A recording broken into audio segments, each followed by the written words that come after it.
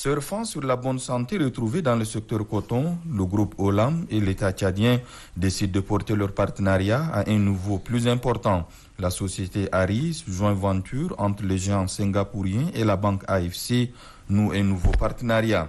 En recevant ce jour le directeur général de la société Aris, Jackie Rivière, le président du conseil militaire de transition, général Mohamed Idriss Déby Itno, après son séjour à Mondou, a voulu être situé sur l'évolution du processus de la création d'une nouvelle société commune dénommée Laham Tchad, destinée au développement et à l'industrialisation de la filière bétail-viande.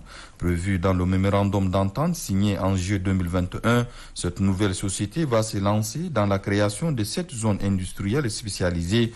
Il faut aller vite, recommande le chef de l'État qui veut du concret sur le terrain. Consigne bien claire pour Jacques Rivière, directeur général de la société Aris. Nous avons fait le tour des opérations et je peux vous confirmer aujourd'hui que la société Laham Tchad va être créée ce jour pour porter ce projet de gestion de filière bétail, viande, lait, cuir et peau. Et le président a demandé qu'on accélère les travaux de telle manière que les choses soient visibles sur le terrain. Je me suis engagé pour le groupe à ce que les choses soient faites dans les délais très rapides.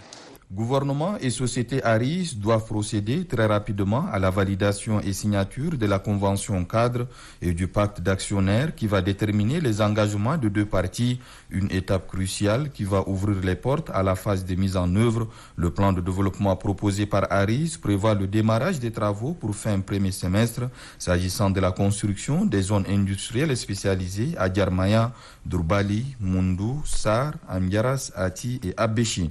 Le volume d'activité correspondra au plan national de développement PND, renseigne Jacques Rivière. L'État va amener en nature les investissements qu'il a déjà fait dans cette filière et Aris va amener l'expertise et le financement pour rendre cette filière concrète avec un volume d'activité qui corresponde à ce qui a été mis dans le PND du Tchad. Dans le plan de développement, nous avons proposé un chiffre d'affaires de toute la filière d'environ 1200 milliards par an à l'horizon 2035, avec la création de 45 000 emplois directs et environ 550 milliards d'investissements.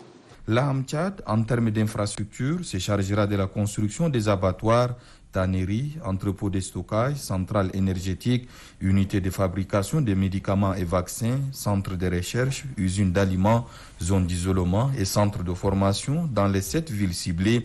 En plus de la viabilisation, l'expertise des Aris s'étend également à l'attraction d'autres investisseurs qui pourront intervenir dans les différentes phases de la gestion, du développement et de la commercialisation de l'ensemble de la filière bétail-viande.